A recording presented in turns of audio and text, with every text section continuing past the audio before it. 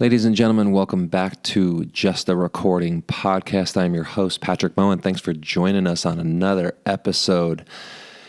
This week's guest is a beautiful woman who I was briefly introduced to originally when I came to Raleigh, and she has just been on an incredible journey these last couple of years and just has a wonderful story.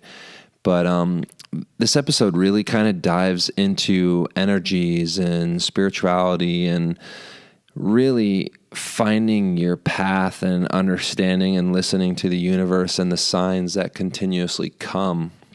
And she has overcome so many obstacles in her life, and I just think that it was a story that needed to be told. She is recently stepping out into her purpose, putting out videos and just really communicating with women and stepping into becoming a life coach. And I'm really excited to bring you this episode. I think there's going to be bits and pieces that you're going to pull and that you're going to just really enjoy, and it's going to resonate with you. So if you have a spiritual practice, if you don't have a spiritual practice, if you're looking for a spiritual practice, this is the episode to tune into. So without further ado, let's go ahead and get into it. Before we do, though, what I want you to do is go ahead and take a look at my website, maverickbusinesselevation.com. Let me know if there's anybody that is interested in business coaching. I would love to get your referral. I would love to hear a little bit more about anybody that you might know, or maybe it's yourself. So let's go ahead and get into it. I appreciate you. Peace.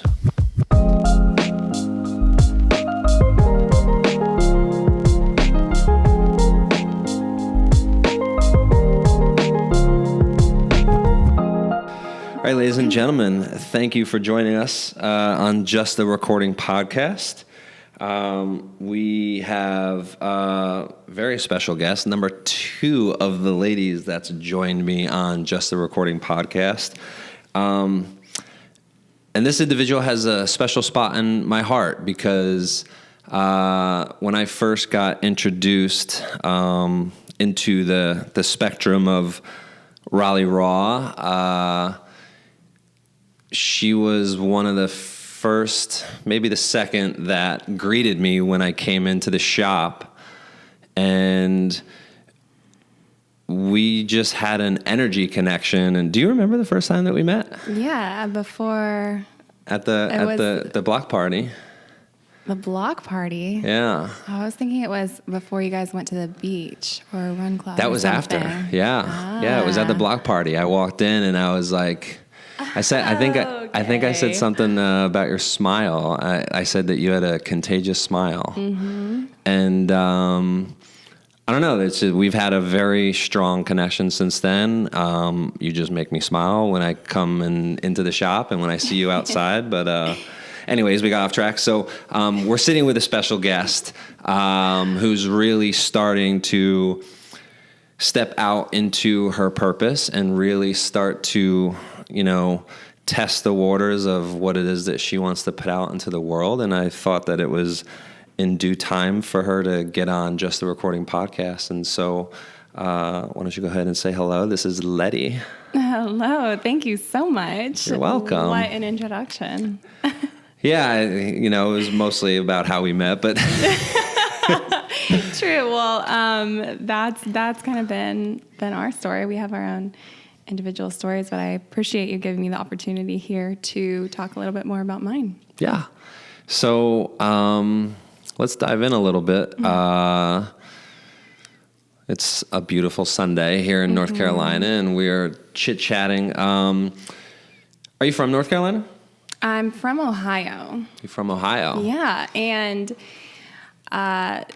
Columbus is a really great city. Love it. I just really thrive in warm weather. Yeah. So growing up, strangely enough, my sister and I always said, one day we'll be in the Carolinas. One day. And at a young age, you said that? Yeah. We always said that, and I don't know why. We came down to Hilton Head a few times growing up. But we also went to Michigan a lot, and we're up north. But something about the Carolinas always drew us in. And the first chance I got, really graduating high school, I didn't know what I wanted to do. I knew, though, that travel is in my blood and curiosity. And so I went to Elon, which has a phenomenal study abroad program and just happens to be in the Carolinas. Wow. Very conveniently located. Yeah.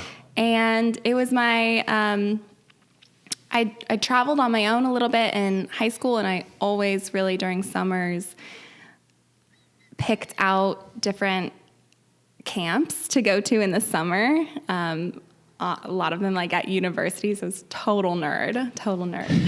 Or music camps or things like that. But Band camp. You went to band camp? Oh, well, orchestra camp. So I played the harp. Sorry. Yeah. You played the harp? Played the harp, yeah. No way. Yeah, for about Do you still play? 15 years. I don't, and we can get into that story. Okay. But yeah, I knew I needed or wanted some independence and really to get out on my own. And coming down to North Carolina to Elon was one of those first steps.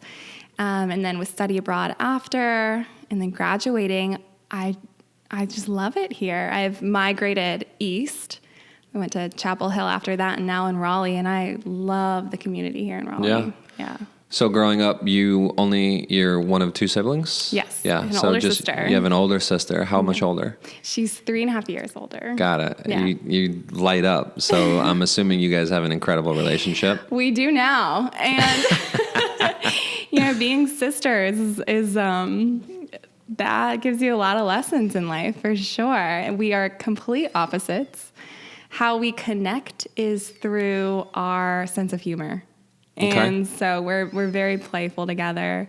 But she was, and she'll admit, she was a troublemaker. She was a total troublemaker. So having a single mom and seeing my mom's challenges in life, I really wanted to create more stability in our house. And Chloe is such a free spirit, and she's taught me how to really release myself and not be so structured and parental all the time. But that was my reality growing up, is really trying to like grow up really quickly so that I could have structure in my house, Really? Yeah. So What made you feel that way? I think I saw my mom doing so much on her own. I wanted to help in any way I could. Was she single? Did you Yes. grow up? So you grew up with your mom? Yeah. Yeah, single mom. Yeah. And when I was really young, we had our grandparents living in a kind of an ensuite off our house. Mm-hmm. But once we moved into our own house, just my mom and my sister and me, I really wanted to be that kind of solid base of the house and someone to cook and do all of those kind of chores that my mom didn't have that help from a husband. So yeah, it gave me a lot of structure in my life. Yet I turned away from that playful side of me, that like kind of rebellious side that Chloe really embodied. Yeah. And since, beginning this consciousness process in the last 5 years, I've really learned that I shut off a big part of myself who wanted to go play and be a little kid and who wanted to just watch TV after school. And that's been such a fun thing to relearn. And Chloe's been my biggest teacher in that. Really? Yeah. Well, that's cool. Yeah. Yeah, it's funny as you look back on your childhood, we talked about this in my spiritual class yesterday, a little bit about my childhood of like, I grew up in a single mom household as well, just raised by my mom. My grandparents lived in an ensuite for a little bit, so I was raised by my grandma, my mom, and my sister. But my sister was the rebellious one, and I kind of... Were you older? Younger. Okay. Yeah, and I had to grow up very quickly and lost out on my childhood because I started to see the struggle that my mother went through. I was working before it was even legal for me to work, and trying to just help support my mom in any way, shape, or form. And my sister and I are just completely different. Sounds about right. And it's just, you lose out on your childhood because you realize that you have to become a person for your parent, whomever that is, whether it's your mother or your father. Yeah. And it's ironic because the whole time my mom saw what was happening and said, like, Letty, just be a kid. But I truly didn't know how or what that meant because my only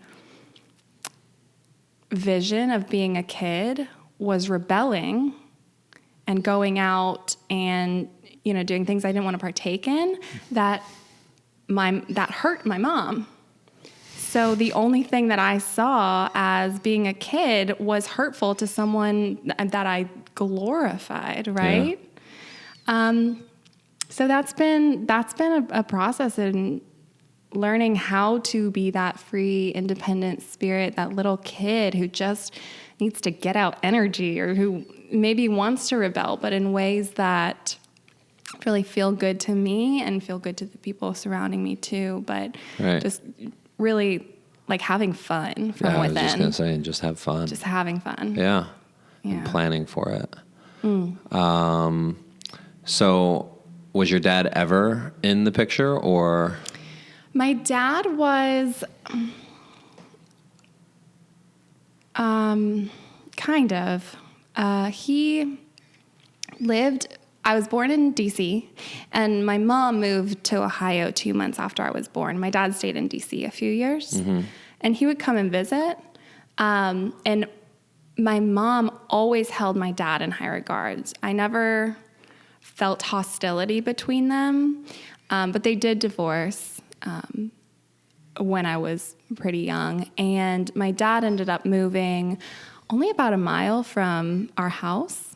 And I would go over there every once in a while. I'd say my father figure, though, growing up was my grandfather, who is truly just an angel on earth. And he really gave me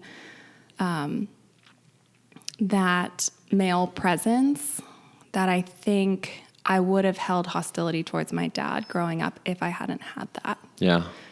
And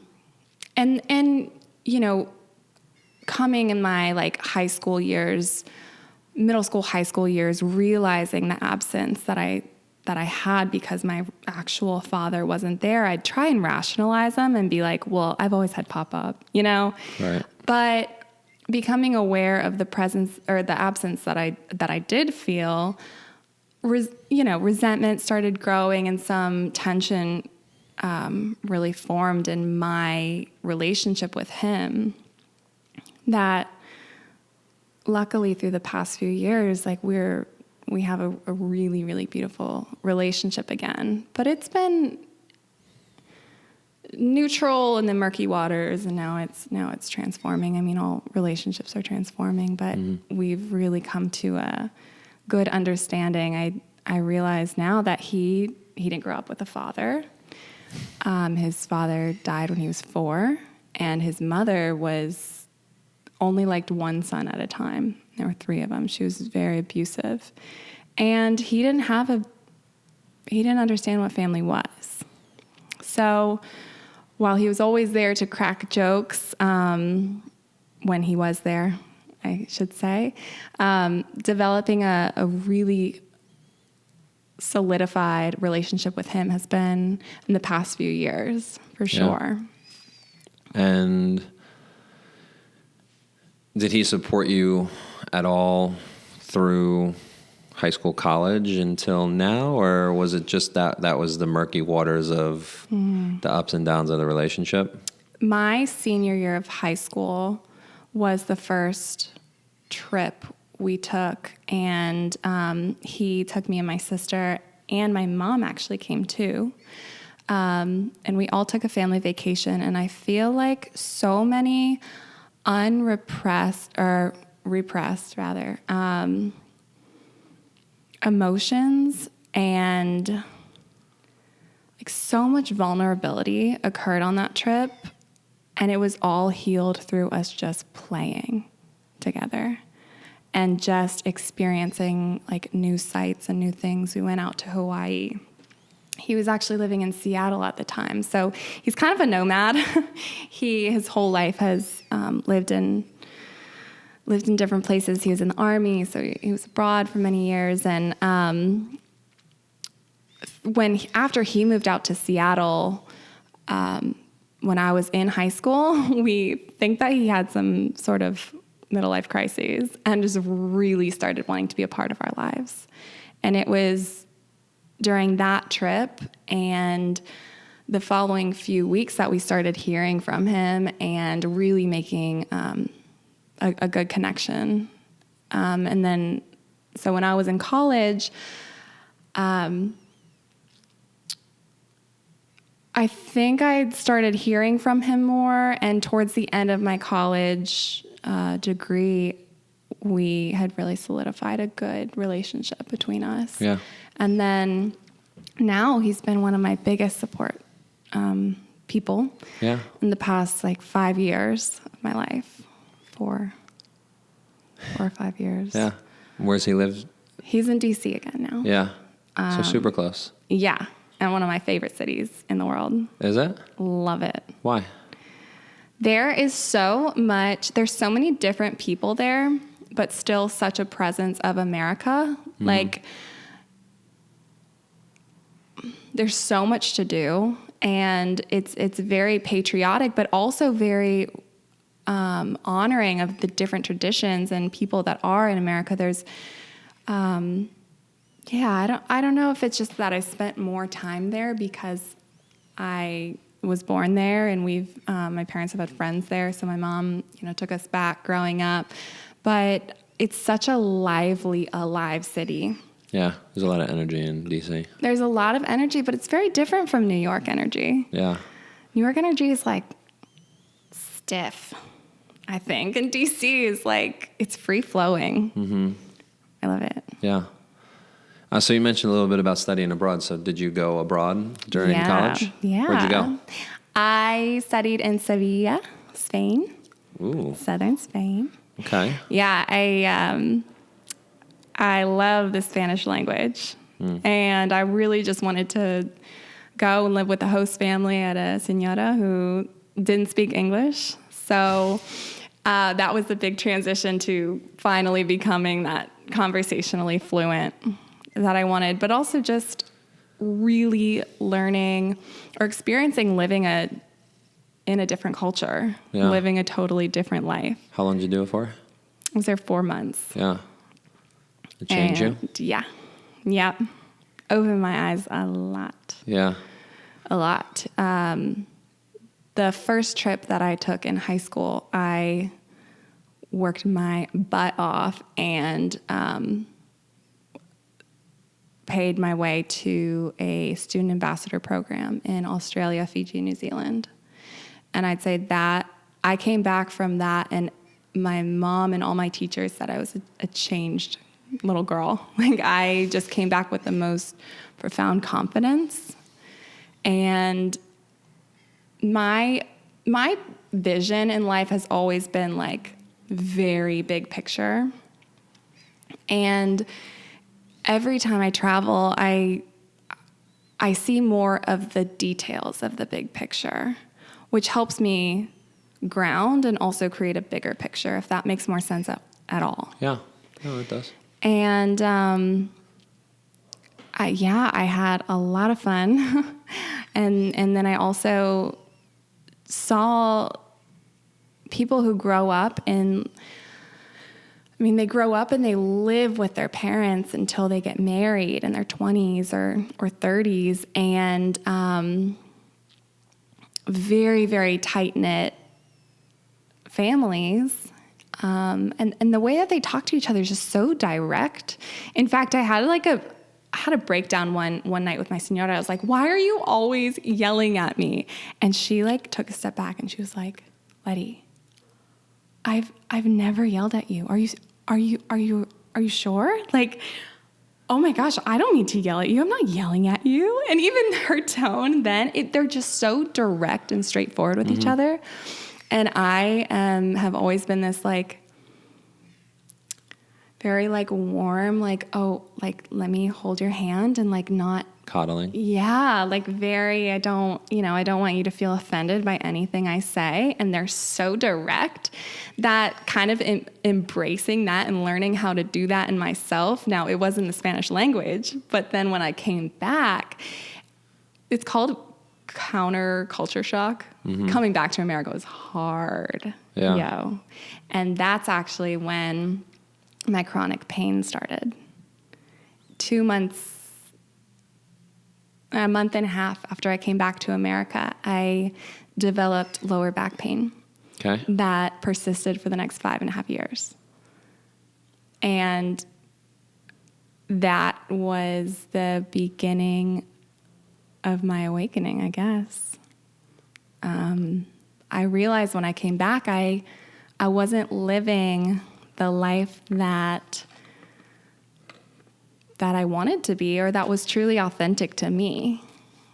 And I went through all the conventional medicine, which are very helpful. Conventional medicine is very helpful for immediate traumatic events, right?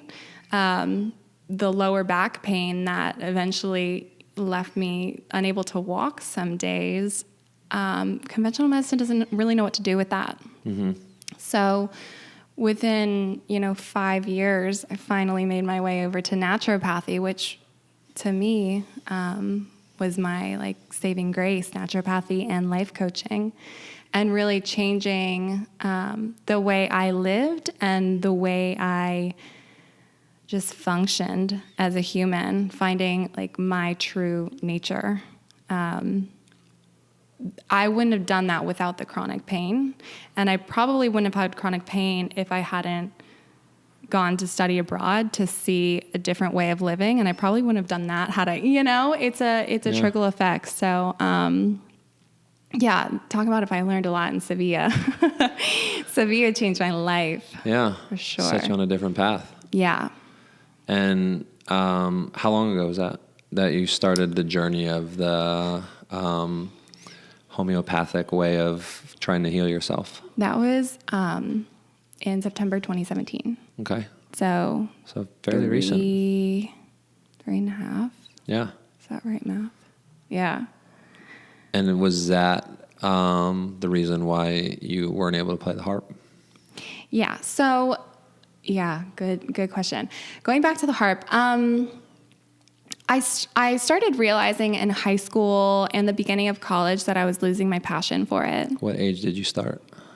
When I was 6 years old. Wow. So that's a very odd instrument. And I mean that in the most loving way. Like it's odd is a very wrong word to use. Different. Yeah. Like, a lot of girls and guys, like it's a guitar or the piano. Mm-hmm. But when you see, the violin or the harp, like that's just a very niche instrument to play. Yeah. But also beautiful. Yeah. Yeah. I was very like creative and expressive as a kid, and summer before second grade, I was in a musical, and I played an angel.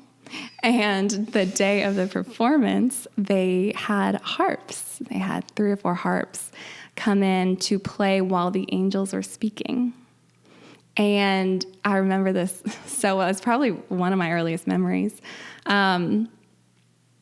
Now, I don't remember the actual performance. Apparently, I stopped saying my lines and just started screaming, "Mommy, I want one of those. I want one of those." Shut up. Did you really?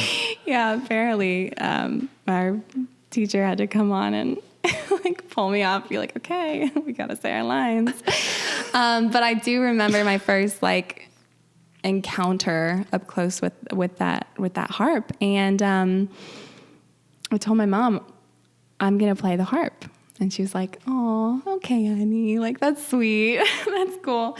I talked about it every day for 6 months. And so she found there were 2 harp teachers in Columbus.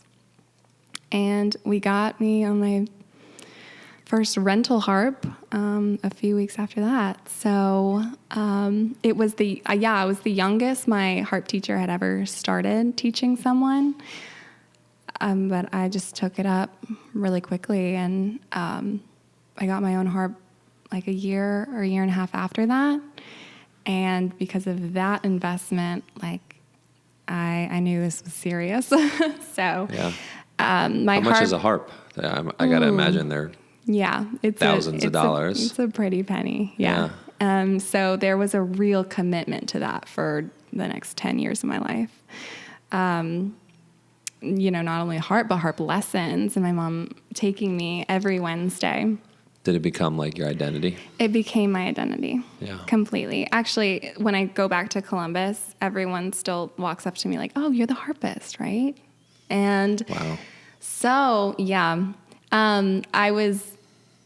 my harp teacher made me take piano for the first 6 years so that I could get like music theory too, although I hated it. I did not like playing because I was forced to. Uh-huh. But so I did harp and piano, and then I really enjoyed singing. And I did that, which became my identity. And it was a real crisis when in high school I started realizing like, I don't love this. And I still took an hour every day to play. What about it didn't you love? What was your identifying factor where you're like, I don't like this? I knew that I was just practicing so that I would perform well in the next wedding. I wasn't enjoying the actual practicing anymore. And I knew that when I was practicing, I was thinking about being the harpist. I wasn't thinking about, oh, I really want to get this piece down, like, because that'll feel good. I wasn't thinking about like just learning this one chord and being able to get that down easily. It became when my focus was directed to the outer world, what everyone else thought. Yeah. And I don't know why I lost that love of the practice itself. But that's when I started realizing that this could be an issue in the future. And so college was me faking it, kind of faking being a harpist and really not loving it. Mm-hmm. And then once I, this is so embarrassing to say, once I developed chronic lower back pain, it was a convenient excuse to not play. So it was like really painful to sit for those 5 years. So I was like, oh, I'm not going to do this because it's painful to sit. And meanwhile, my spirit was like, oh, thank God I can't sit. Mm-hmm. So I don't know if that has, anything to do with each other. Like, I don't know what. Sure, it probably does. Yeah. Well, I say that because like I do. Yeah. But yeah, so through the chronic lower back pain, I say lower back, it actually moved throughout my whole body. It just started in the lower back. And I think that releasing my identity of being a harpist, I quickly replaced it with neuroscience. That's what I was like into in college, and then I managed a neuroscience lab after. I was able to quickly and easily attach to like the next outer thing that was exciting and unique. And I kind of realized as it was happening, like, oh, now I'm going to be the neuroscientist. Oh, that feels weird. Okay, let's do that for a while. And then that even started feeling false. And once that started feeling false enough, I think I started realizing, okay, it's time to learn who I am without all of those things, right? Yeah. And where do you start with that? Yeah, you have to strip away like all these identities that you think that you are and start to internalize like the answers to the questions instead of externally seeking to get them. Yeah. So what'd you study in college? Psychology and neuroscience. Psychology and neuroscience, yeah. Why? Because I thought that you could control the brain. I thought I wanted to control my emotions. I wanted to, and truly neuroscience is fascinating. Mm-hmm. The mind is fascinating. I love it. I do. I also wanted to control it. And do you still believe that? Or God, no. I mean, I know that now we can create our realities. I think it's through very different ways than just like maybe what I thought. Sure. So when you, let's unpack a little bit of, when you say controlling the brain, let's talk about your belief on that now, because I kind of in some way, shape, or form, I think we have the ability to control our minds. Like I think we have the ability, it's a muscle, like we can rewire, reprogram like different ways, you know, whether you want to brush your teeth with your left hand in the morning, whether you take a different route to work, whether you know, walk outside, you gain some energy from nature, like all these are triggers to help like rewire your brain.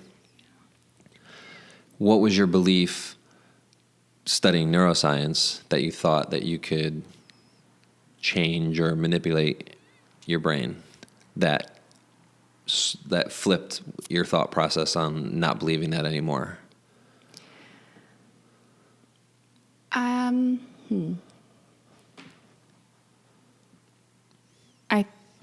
I realized, I don't know.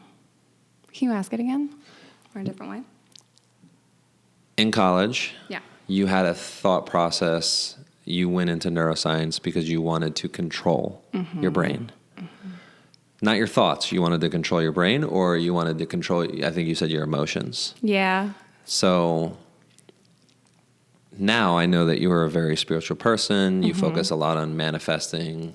You focus a lot on the universe's intuition, which I think also shows how powerful we are as human beings, which comes from our mind, which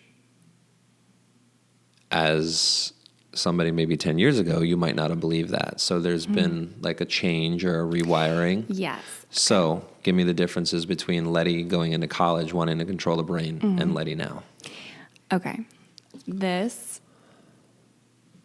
When I was really young, I was very connected to nature, very spiritual, very accepting of me being a part of something, of a bigger whole, right? And then in school, I've always been very curious. I love school. I love learning. I chose to go to an all-girls school in middle school. And at this all-girls school, they challenged me in ways I never anticipated. And one of those challenges was like spirituality and really seeing, like, they really wanted each young woman to choose for themselves their ideas of the world and their vision of the world, and to kind of take themselves out of the Christian religion that was practiced a lot in Columbus, or whatever religion they came from, and really unpack that so that you can choose. Well, for me, I guess my perception of that, going through that as a middle schooler, was that, okay, let's look at all of the things in Christianity that are similar. We took a religious class that are similar to the tenets of Judaism, which are similar to some of the core beliefs in Buddhism. And I realized in my mind, little middle schooler, if a lot of these things are the same in all these different traditions, they must all be false. And this Christian tradition that I grew up in, if it's not like different than this other tradition, like they're all telling lies. And so I completely switched and went into this logic-centered world that I created where everything was based on logic and everything was a formula. And like everybody knows that's not how the world works. But I lived high school through college then trying to control to make everything this logical formula. And I think that's where controlling my emotions came into it. Because there wasn't rest at home. There was instability, and relationships between members of my family were always changing. And I didn't see order. I wanted to create order. And I just wanted to shut out all of the emotional and energetic ties that there are in the world. And my way of navigating them was just trying to cut them off. So I think that was something that was really attractive to me. That's what I thought, that you could do that in learning. So I was like, let's learn about the brain, because the brain creates everything, right? And if the brain creates everything, and I can see the structures and I can see the pathways and I know how it works, then I can use it to my advantage. And while part of that is true, another part of the natural laws of the universe, energy is everything. There's so much more, so much in between the black and white. And I wanted to live in that black and white for a while. I think that's also another thing that led to chronic pain that went through my body, because I didn't have, I don't know, that's how life chose to speak to me, was through my body, what was going on. It's interesting that before the chronic pain, once I went to that all-girls school and kind of started shifting my mindset, then I started having sleep problems and then migraines. And so I've always had these messages that come through my body, and they're not comfortable, but I just didn't know how to navigate them because I was not yet introduced to the energetic world. Yeah. So since being introduced, I can now understand how to navigate them. And when my body tells me something, I can look deeper into it. But before then, it was all black and white. There wasn't even gray. And now I know there's color, Yeah. It's amazing. So what did you do after college? Did you look at going into that field of work? Yeah. So I graduated college a little early, and I went partially financially, partially because of the pain. But I went to a neuroscience lab and managed a neuroscience lab. So I was very much in that world, still wanting to go either academia or get my PhD. And like I said, I've always really enjoyed school, and always grew up with people telling me, oh, you're going to go get your doctorate, or you're going to go get your law degree, or you're going to go to med school. And medicine was a big part of my family's history. And so that was just kind of the expectation and the excitement that, yes, I was going to be this person who lived up and excelled in society's mind, to go and get a graduate degree. But things kept blocking me from getting that degree. Yeah, that's a traumatic experience in itself, like the expectations of your family putting on you that you feel like you have to go into medicine or get your PhD because that's what everyone else did. And whether it was told to you in one way, shape, or form, you extracted that information thinking, this is who I am, this is my label, this is what I need to do. Yep. And then the universe giving you all these signs of this is not your path, this is not your way.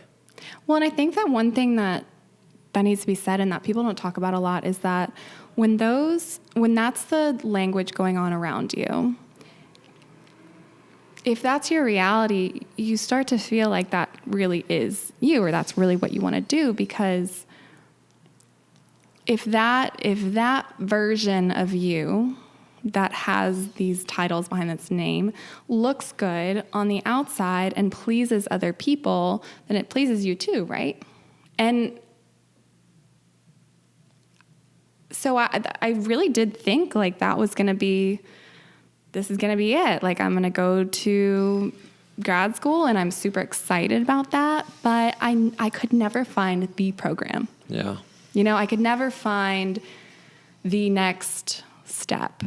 And I knew that while I thought that I wanted to pursue a graduate degree and that's all that mattered at the time, I also knew that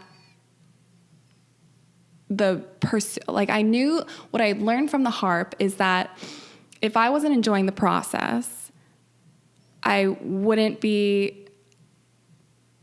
follow through with it. Like I wouldn't be able to do it long term.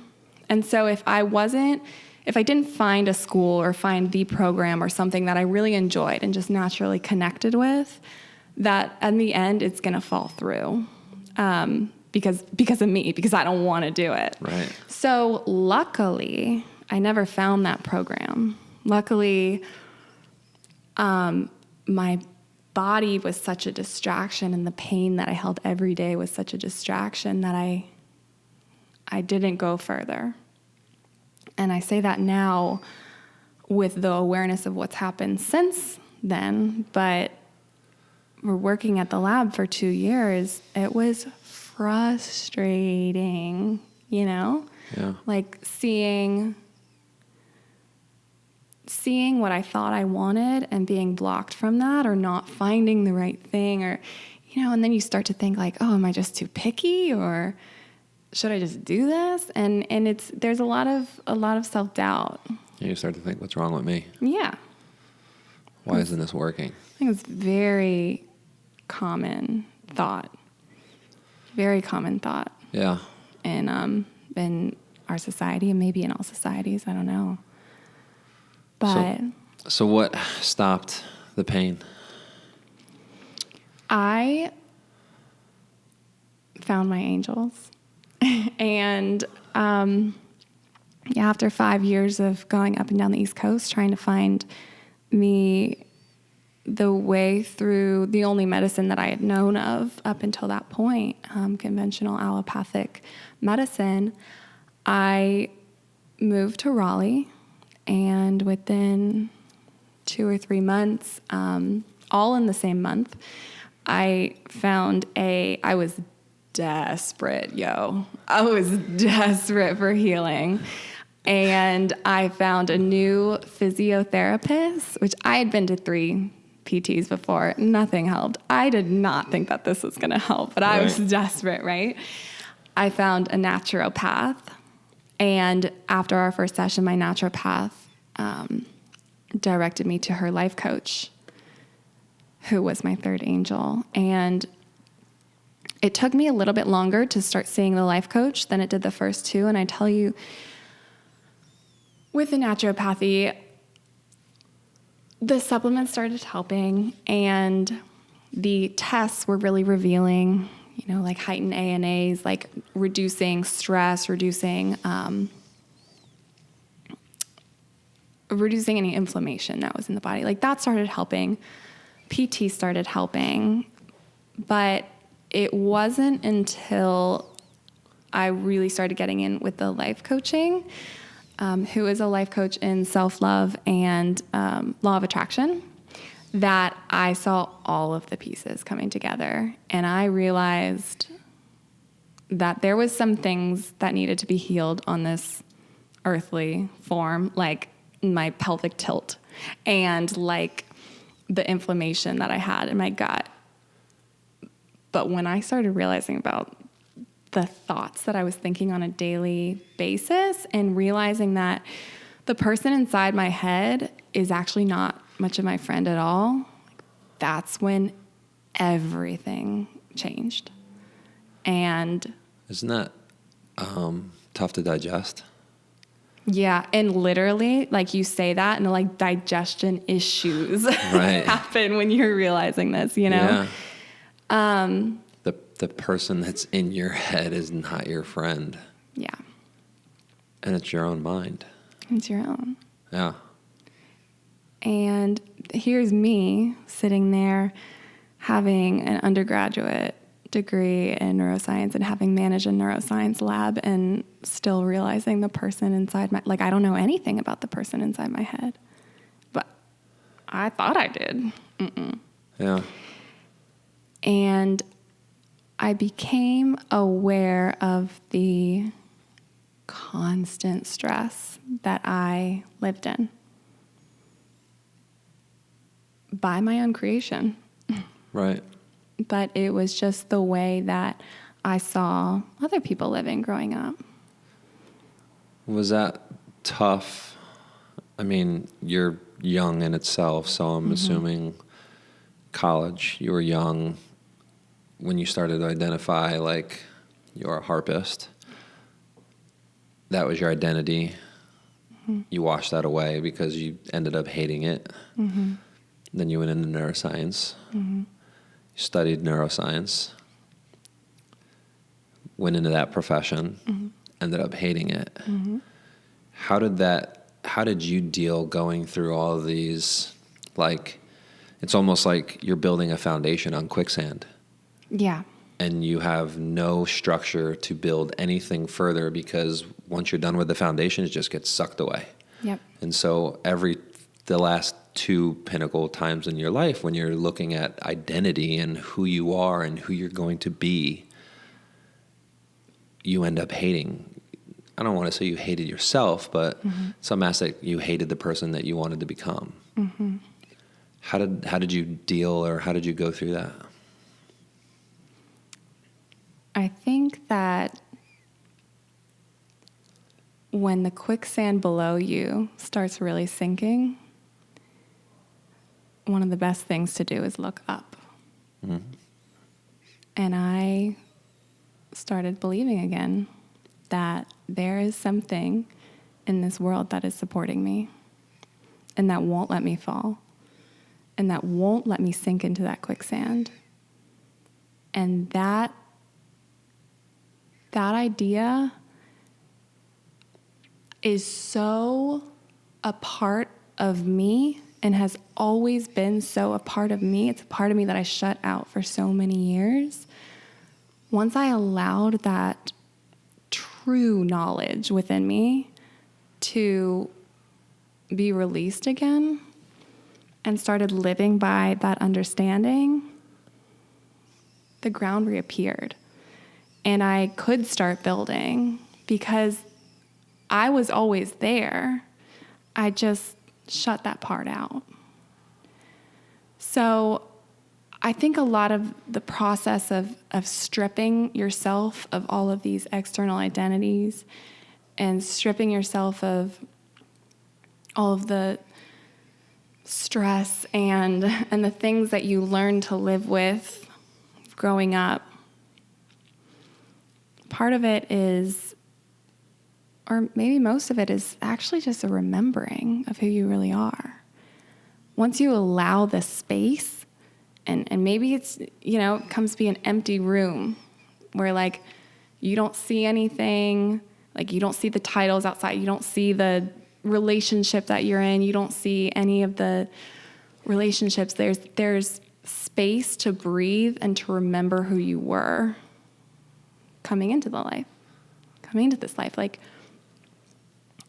once there's space, it's a lot easier to start filling that space again. But at first, it feels like quicksand. And, I started blaming my mom. I started blaming my dad. I started, you start blaming other people. Then I realized, like, oh, it's within my power now that I understand it. It's in my power now to change it or to make what I want to create. Yeah. And just to start attracting that. And so that's recent. 3 years ago. 3 years ago. 2017. And so let's talk about this path that you've been on for the last 3 years in terms of how did you start? Because I'm sure there's a lot of people that are listening that are going through tough times, that are identifying that they don't want to be this person that their parents said they needed to be, or they're realizing that they have been doing something for the last X amount of years and they hate it, and now they want to do something else, and they're just looking for a way to figure out how to start. You seem to have done that so beautifully. Oh, that is the best way you could have said it. You seem to have done that so beautifully. Because that is the truth, Like, it's not always a beautiful process. And people only see the top of the iceberg, For me, journaling. I know that's like said a lot, like, oh, just journal. No, like, get your thoughts out of your mind, put them on paper, and you don't have to do anything with them. But once you start to allow any energy to come through you and then be released, if, music can be one form of release if you're doing it with the right intention. If you're really feeling into it, like just getting the thoughts out of your head and allowing them to be put back into the universe, whether on a piece of paper, like wherever, getting that natural flow of energy that may be stuck inside you or maybe coming into you every day, allowing to release it again. Yeah. So some form of releasing and writing and then burning that paper is really, really powerful. Especially if you're like angry or just burning it. And then gratitude. Gratitude is one of the strongest practices that I have that has transformed my life. Yeah. For sure. Self-love is a really...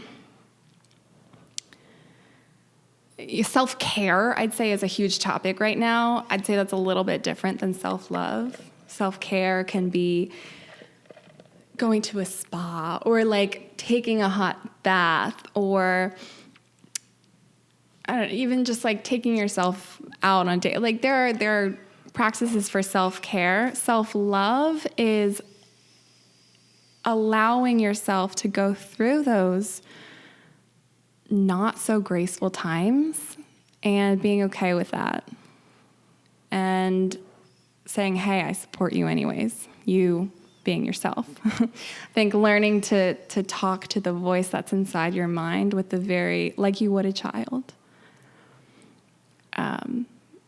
Those are some ways to really start. It's an inside out process. And so whatever you can do on the inside to help that person in your mind. Yeah. She or he is hurt, then they're damaged. So how can you be like a good friend? How can you be like a best friend? Right. And know that it's going to take time, but working on that relationship with yourself is the first part of recreating anything that goes on outside of you, recreating a job or creating a new relationship, creating anything in your life it's going to be a reflection of what's going on inside. We're all mirrors. Yeah. Self-love is I think an important one. Mm-hmm. And it's the easiest, but it's the hardest. Mm-hmm. Because we're our own biggest critic.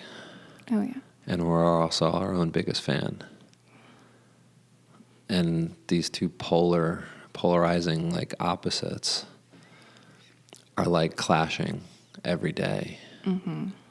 And there's a getaway train for each of them. And you can either get on the negative one or you can get on the positive one. Yeah. And it's hard to identify what one you're on until it takes off. Good point. I never thought about that. And it's a getaway train. And once it takes off, it is fucking gone. Mm-hmm. And you have no way of stopping it unless you really do the work. Mm-hmm. At least that's my experience of just unpacking the self and unpacking the mind and unpacking the identity of who it is that you are and how you show up. Mm-hmm.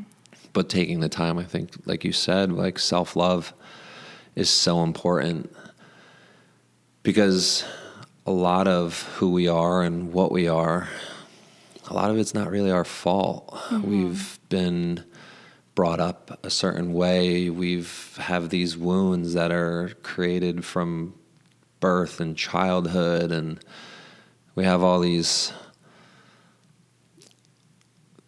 blemishes on like our spirit that get poked.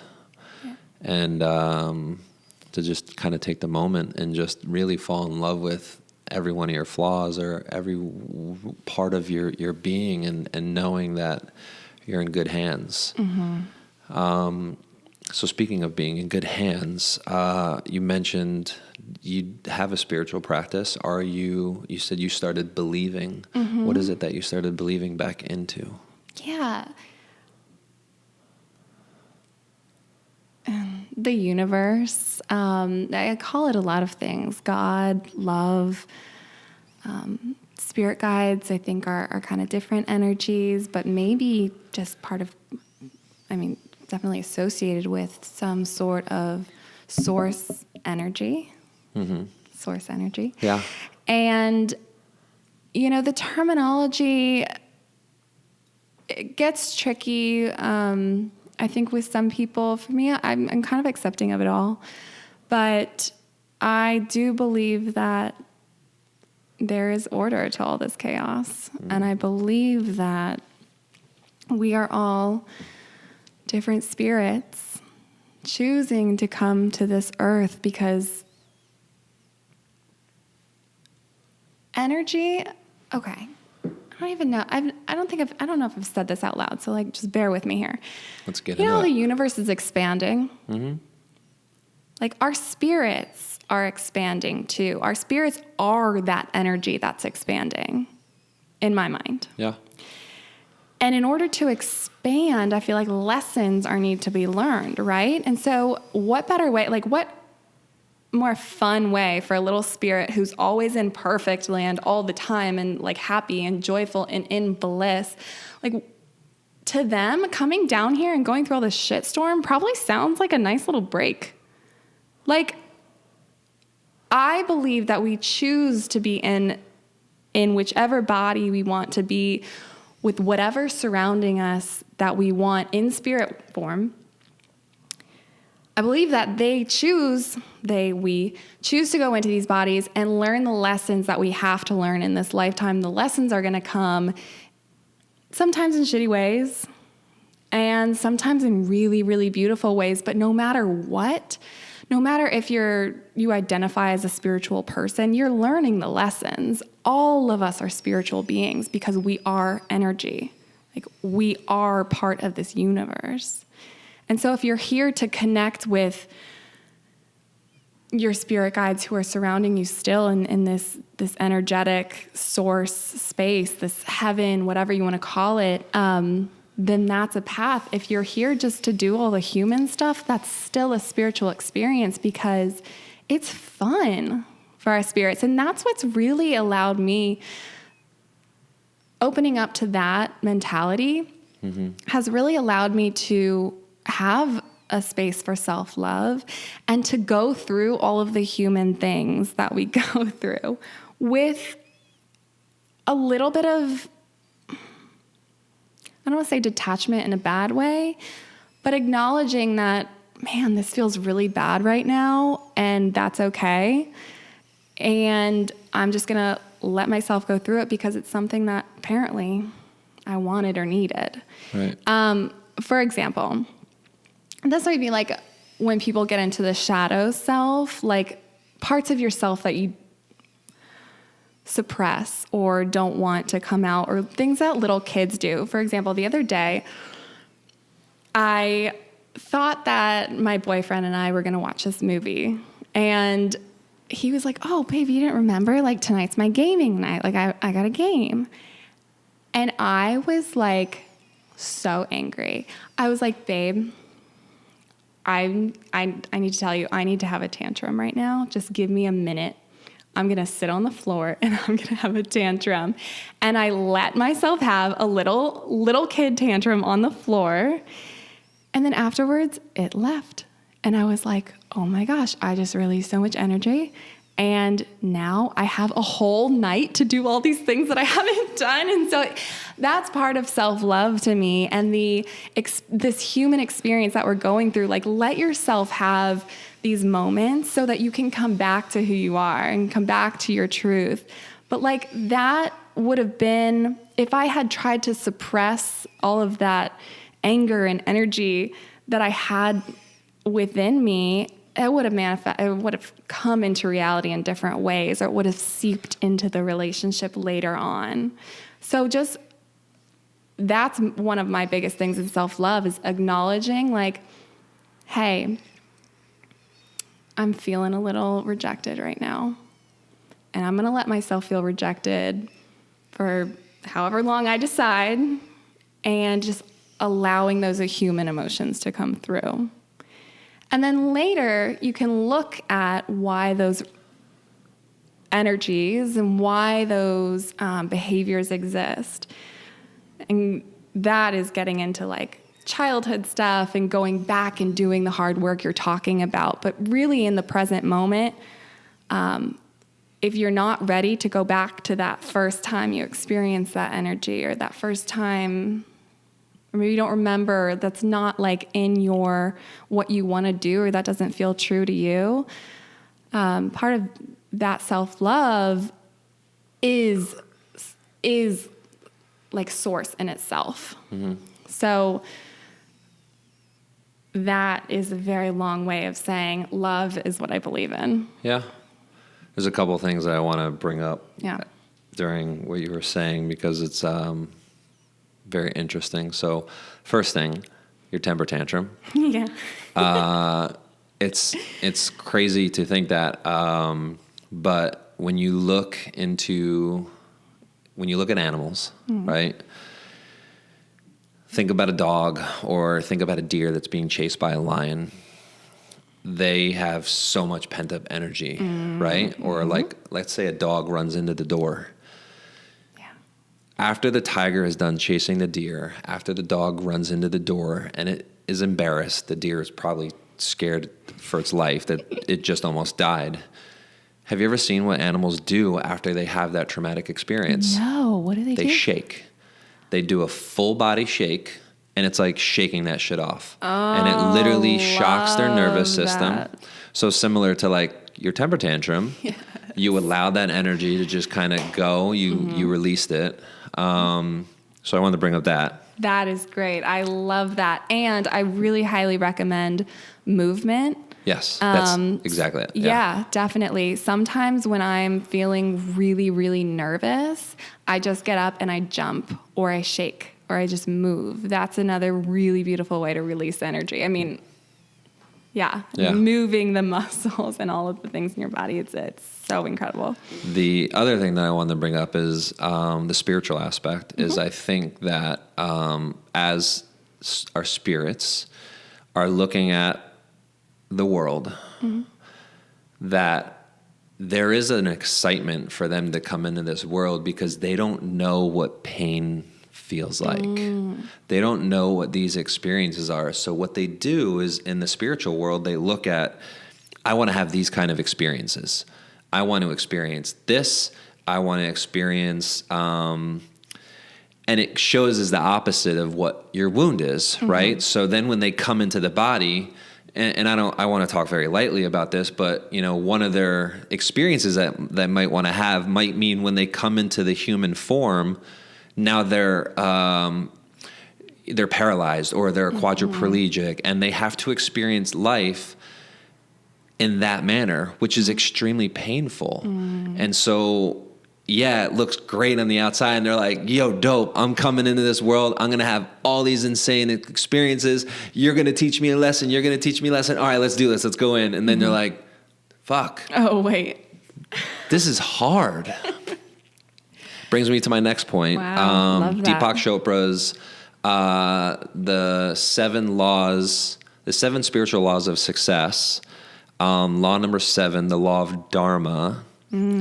He talks about how we are not human beings having occasional spiritual moments. We are spiritual beings that have occasional human moments. Yes. And I think that when you think about everything that you basically just said, it's perfectly in line of just we're spiritual beings that occasionally have a human experience. Yeah. And we experience these painful moments. We experience these lessons. We experience these wounds that we really have to unpack. Because if you don't address it, it festers and the universe continues to poke. And then it's like gangrene and it's like infected and it becomes like, you lose a limb because of it. So not figuratively. And then the last point that I wanted to make, it's one of my favorite quotes. I don't know who said it. It's not really like a quote and I'm probably going to destroy it, but it's like, we are all made of stardust and we're like meat suits Oh, God. on a rock spinning around space around the star and we're all just flying through space and not to take things too seriously. Yeah. And to understand like there's a bigger purpose to what it is that we're going through. Yeah. So those are the 4 points that I wanted to make. I love them all. Thank and you. that last one is one of my biggest lessons in this lifetime. My mantra is lighten up, Letty. Because I truly do. I love to get in deep to whatever I'm learning about at the moment and to get really serious about it. And oh my goodness, we're having this human experience and this is spirituality and blah, blah, blah. It's like, oh my God, lighten up, right? So play and just having fun and having fun along the way is definitely one of my, one of the things I'm here to learn. There's a lot, but. Yeah. What are some of the ways you like to have fun? To have fun? Yeah. Oh, just like, honestly, funny, like deep conversations like this. It's so bubbly. You just get so excited. I get so excited. Fun? What? We're going to have fun? This is fun? Yeah. I like this. Talking in accents. Yeah. Yeah. What's your favorite accent? My sister and I do this Russian accent that actually I don't know if it's Russian at all, but I can't. You know that the next thing is for me to say, we got to hear the accent. Okay, Kalai, if you're listening, then we really need to. I'm sorry, I'm putting this out there, but this is like the only way we talk to each other. So, this is my accent. If anybody knows what it sounds like, please tell me, because I don't know. Maybe like a little Russian, maybe a little Borat, a little... Oh, Borat from Kazakhstan, maybe... There's... That's an accent we've spoken in for like 10 years of our lives now, and I don't know why. We just connect so hard with that one. Yeah. I don't know. Nature, like getting in trees and like hiking, like I don't know. I know you're a water baby. It's not really my thing. Really? No, because with water, I like lakes, but with water often comes wind. Not necessarily. Oh yeah, talk about a beach. Wind like stirs up a lot of emotions. It stirs up a lot of anger in me, and then my hair is all flying around. There are beach days where it's not windy. No. Okay. I don't know about that.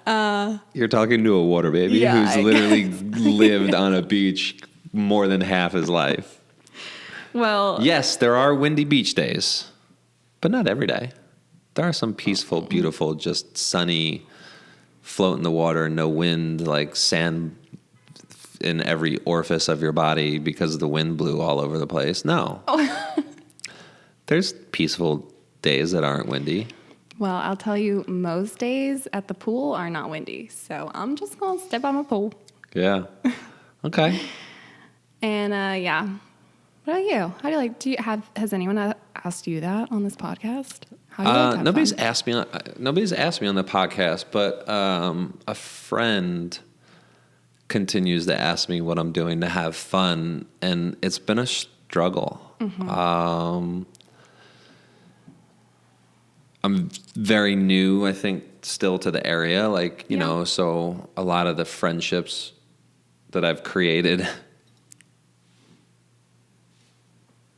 Yeah, you heard that, right? Mm-hmm. There's something in the walls. There's something in the walls. So Hello. a lot of friendships that I created are new here, right? And it's not as a firm structured of a friendship that I'm used to, you know, or that I've, you know, has been somebody for years where it's like, let's go hang out, let's do something, you know. And so I think I haven't been having fun because I've been so focused on healing and doing like a lot of the internalized work from just the traumatic experiences that I've had over the last couple of years and everything that's kind of happened. And so I have moments of fun, but I don't seek it out. And it's a problem. And it's troubling to me because I don't feel like I'm living. I feel like I'm just floating. And it hurts to say that out loud, even though I think it's like there's times when I'm getting ready to go to bed and I'm like, I didn't experience a whole lot today, or I didn't have a lot of interactions, or I didn't have fun. Mm-hmm. What's something I can do different tomorrow? Mm-hmm. And it's kind of been a Groundhog's Day since moving here, and just not in a sense of like a bad way, because there's been a lot of growth that's come from just all the things. But yeah, I think I need to seek having more fun. It kind of sounds like you're in that empty room right now. Mm-hmm. And I know how lonely that can feel. And I also want to, as an outsider, tell you that a room can't stay empty forever. And you are making space for so many good things to be filled in there. And I know that good things will be filled in there because you're doing the work. Yeah. And you've created boundaries to not let suboptimal furniture in your little space you have going on there. Yeah. One thing that may be helpful and that I'm sure you're doing and aware of is just being really present when you do laugh. Like if there's a time in the day, just when you laugh, just notice it and be like, what am I doing right now? And then you know one of the things that you're here to do. Yeah. Because as I just mentioned, play and lightening up and just having fun is one of the lessons I'm here to learn. And I know that because it's not my nature. It's not like naturally I'll just have like in-depth conversations. But when I do laugh and I do play, it feels so good. And so I know that getting back to that and learning how to incorporate that more in my life is definitely one of the things my spirit like needs. And it is healing in itself. Yeah. So, yeah, just becoming more, I think, aware. Do you know what activities you're doing when you do laugh or feel the most joy? Like, did you ever play soccer with them? Younger, I did, yeah.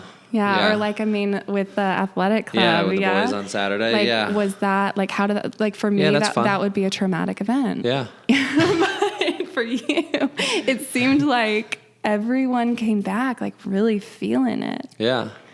Yeah, it was fun. Yeah, I think exercising is a way for me to have fun. Although some people are like, really? Yeah. Like, getting out in nature, hiking. Like, I used to love in California, like, I used to hike a lot of the mountain trails. And that was a blast. I think the cold weather has shocked me a little bit of God, like me too.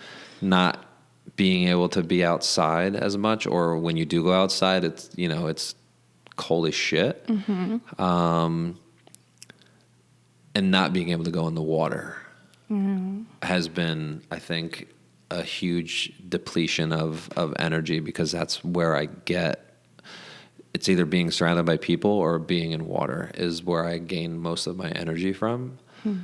And so if I'm not serving either one of those, then my battery's empty. What about like a pool? Is that the same source of energy as the ocean? Yes and no. Like an indoor pool. Yeah. Yeah, no, I know. I miss swimming laps. That was a part of like my workout regimen over the summer is swimming laps. Really? Yeah. Yeah, and then I volunteered for my nieces as their swim coach. Oh, so fun. Yeah, and so coaching the 4, 5, and 6-year-olds on how to swim and stuff. So, yeah. Do they know how to swim? I don't even know what age swim lessons begin. They actually do it pretty well. They flop. Nice. Yeah. So what is it that Letty is doing now? Oh, all right. So I'm entering this new season, and I feel it's kind of an empowerment season, which that in itself is scary for me to talk about a little, because I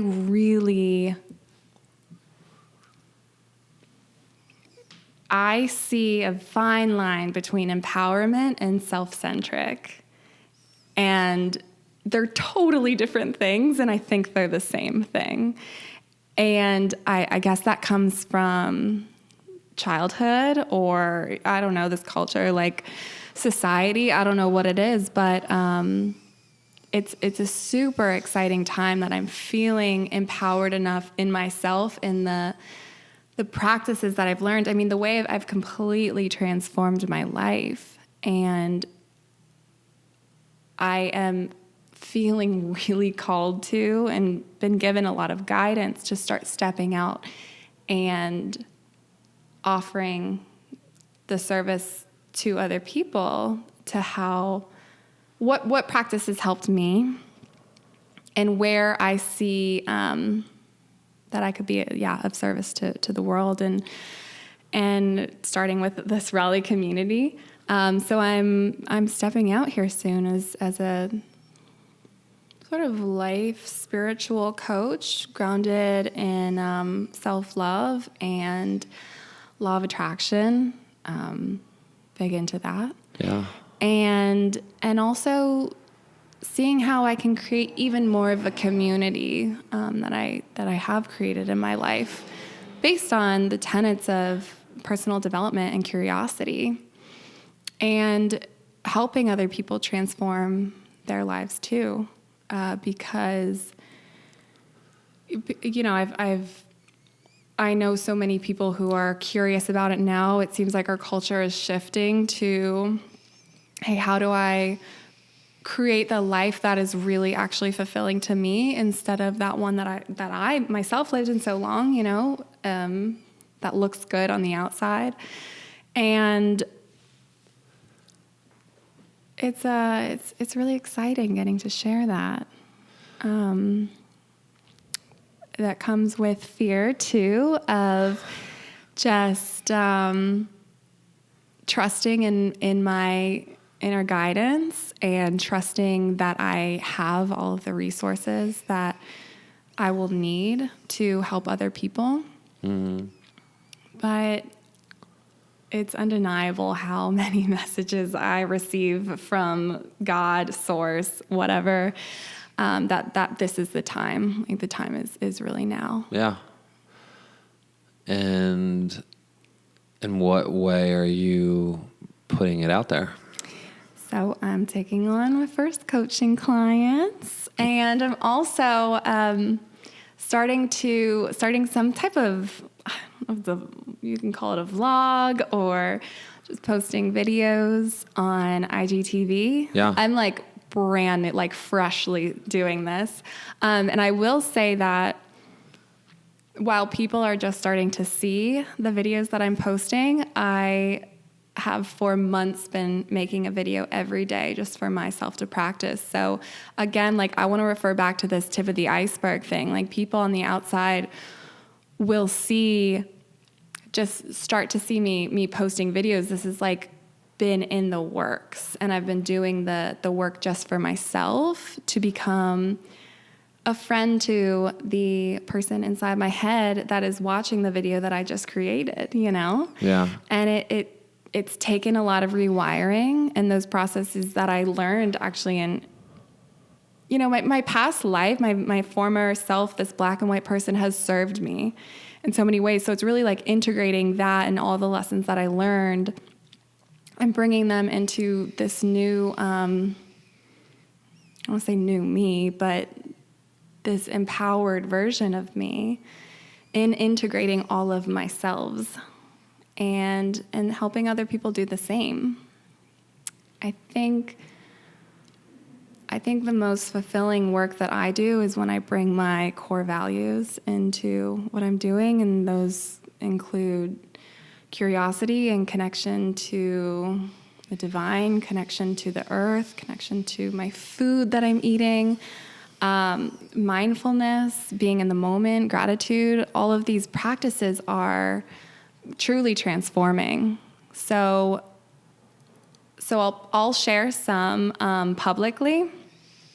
I'll share what I can publicly in videos, but for those that want more one-on-one attention or who really want to say, like, how can I apply this to this position or this situation that's going on in my life?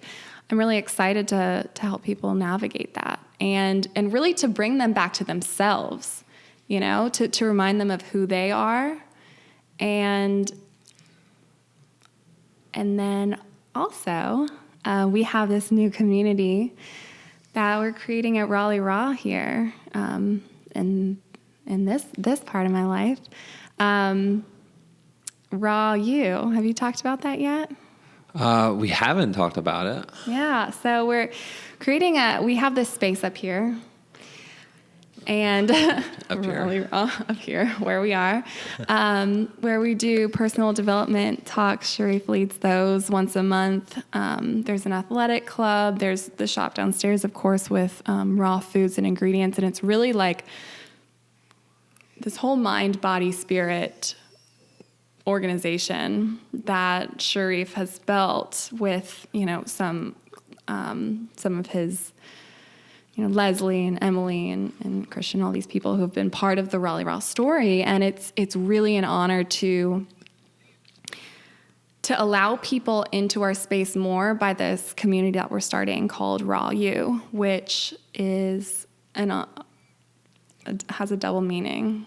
Raw You, like Raw University, the things that you can learn, and also raw you, stripped, raw, stripped of all of the perceptions that we carry around and all the outward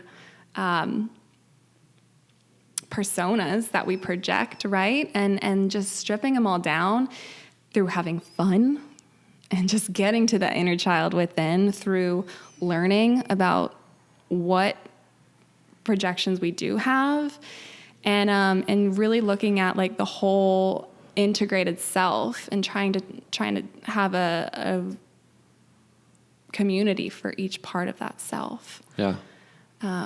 So that's another exciting thing that I'm working on. Yeah. And what aspect are you working on that with Sharif? Some things that will be announced here soon. Oh, I was hoping to pull it out of you. I know. We'll be announcing some exciting things soon. That's awesome. Yeah. What else? So you talked a little bit about your BF, your boyfriend. Oh, yeah, my boyfriend. Yeah. Oh, my goodness. He's incredible. Yeah. Yeah. I mean, what about him? He's, one of the best people I've ever known. And what's ironic is I actually met him like the month or two before I met my 3 angels. And so he's seen the entire process. The transformation. The whole transformation. And he has such an open spirit and he's such a creative and open to new ideas that, he's really jumped on board and allowed. And, some of the things that I do or say are a little out there and a little not on this human playing field, but he'll give me the space and just let me do my thing. So awesome. Yeah. He's in a transformation kind of now, trying kind of like similar to you, seeing what he likes to do just for fun. And he's always had really stable jobs. So who is he outside of that? And I'm super proud and excited to see where he goes with it.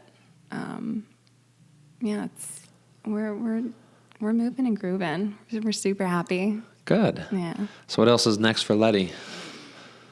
Next for me, public speaking. Definitely want to do public speaking. Okay, my human brain doesn't. My ego is terrified, but my spirit's all like, let's speak, let's do this. So yeah.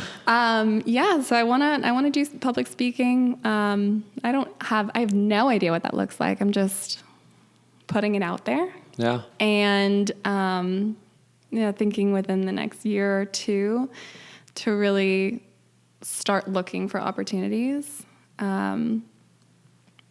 And last year, my boyfriend and I, Steven, we called it our year of travel. We're both big travelers, but we did a trip a month, 1 weekend trip a month.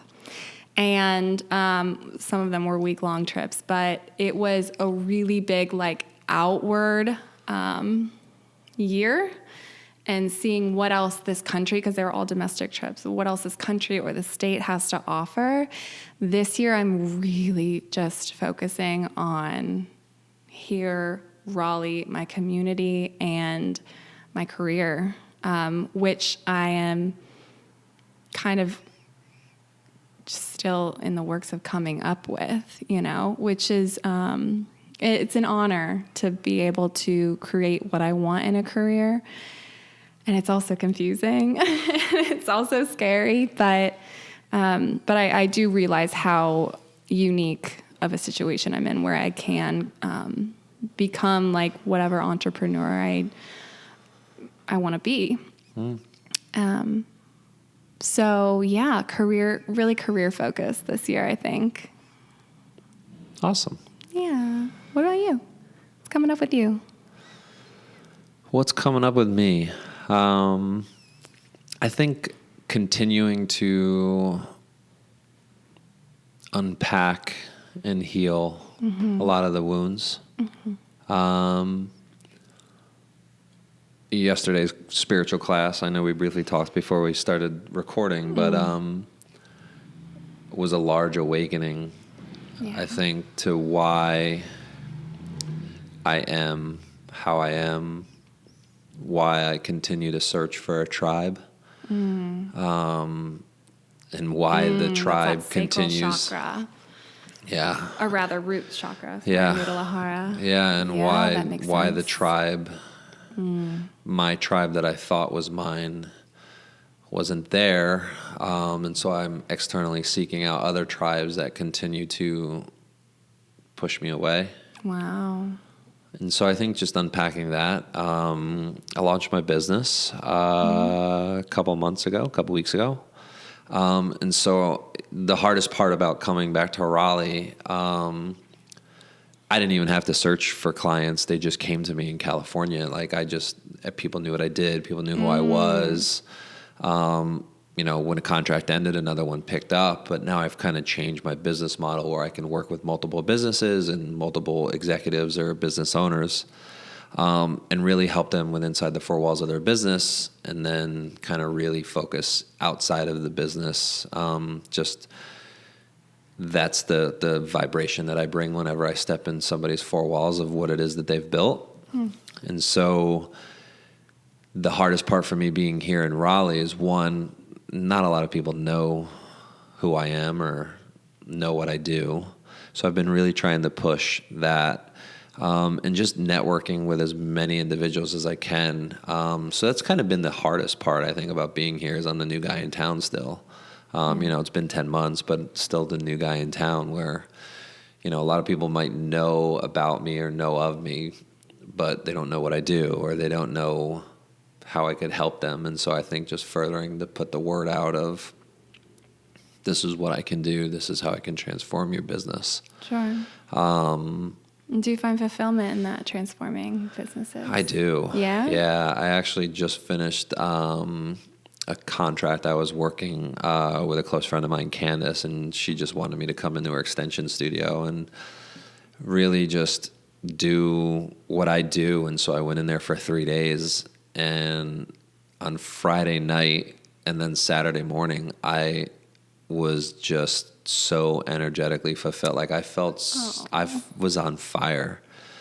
And then that was the day that we had like this crazy spiritual class, and then it was now we're trained again. Yeah. But yeah, it felt really good because I was really able to, and she has a very tight run ship. She owns an extension studio off Creedmoor called Garnish Extension Studio. And so the amount of hair extensions, yeah. Her systems and everything, like it's a completely tight run ship. And I was nervous the first day, just like, I don't know if I'm going to be able to find a whole lot of things that I can implement to help make this place better. And as the third day kind of finished up, I was like, oh yeah, I got this. Oh, that's fun. Yeah. So, I think that's what's next for me. And I think,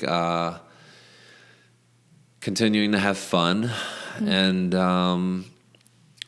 I think I'm at a point now where I'm ready to put the pieces of Patrick's life back together. I've been in limbo for a good 10, 11 months. I was a little nomadic in California, just like kind of not living out of my car, but living out of my car. And then moving back here, like all my personal belongings, all my things, they're all locked up in storage. Like, I have like a 20% of my wardrobe. And so, it's been tough not having my things. And so I think I'm at a point now where I'm ready to start that chapter, kind of close this one and start rewriting this next chapter. That is beautiful. Yeah. So that's what's next for me. I'm so excited for you. Thanks. I'm excited. It's scary the way that I tell everyone, not only within my business, but also personally. It's like the old Indiana Jones movie, when he's trying to cross, and there's a bridge there. It's a glass bridge, though, and he doesn't know that it's there, and he has to take the step, but he doesn't know that he's going to step on something. And when he takes the first step, when he realizes that there's a bridge there, then he throws a bunch of sand on it, and you see the path that you're supposed to walk. And so these last 8 months have been me just blindly taking steps and having faith that I'm just not going to fall. Yeah. And then recreating a new profound love for this thing called God, knowing that if I do fall, He's got me. That's amazing. Yeah. I love the visual created there. Yeah. In fact, I'm in a different phase of life, but I feel like I'm stepping out here too on this invisible bridge. luckily, I've had the past few years to create a really solid foundation of trust. Yeah. And I'm so excited to see what all this trust that you have now developed, where it will take you. Right. Oh, it's so exciting. New beginnings. New beginnings. Like, yeah. my body is starting to think that it's spring, which is exciting. I'm like starting to like crave raw foods again. Uh-huh. So are these messages that my body sends me, right? Yeah. And it seems like you're in that process too. And we're going to be really supported here with an actual spring coming here soon. Yeah. I'm so ready. My wardrobe is so ready for all the Yeah. I've worn every sweater too many times now. So. Yeah. I'm ready to start pulling from the crops that I planted. Love it. Yeah. So where can everybody find you? I just had to laugh at my at my Instagram handle. Why? I think it's so fitting. No, it is so fitting. It's so fitting. It's Consciously Letty. You can find me there. I haven't yet posted any. Actually have like 2 or 3 recordings, like harp recordings on my YouTube from way back in the day, but I haven't actually posted to YouTube yet. So that will be in the upcoming months. Okay. Letty Cooper. Yeah. There. So I'll throw that out there in case, for when I start posting there. But Instagram or, always here at Raw too. Yeah. With your infectious smile. No, Yeah. Thank you. Cool. Well, I think we did it. I think we did it. Yeah. Oh, that was crazy. It was fun. So No if you've made it script. this far, what I'd love for you to do is, if you enjoyed the podcast, if you can go on iTunes and leave me a rating and leave me a comment, let me know what you like, give me some feedback. And I appreciate everybody being here for this spiritual journey that we were on today. And hope you enjoy the rest of your day. Thank you so much, Patrick.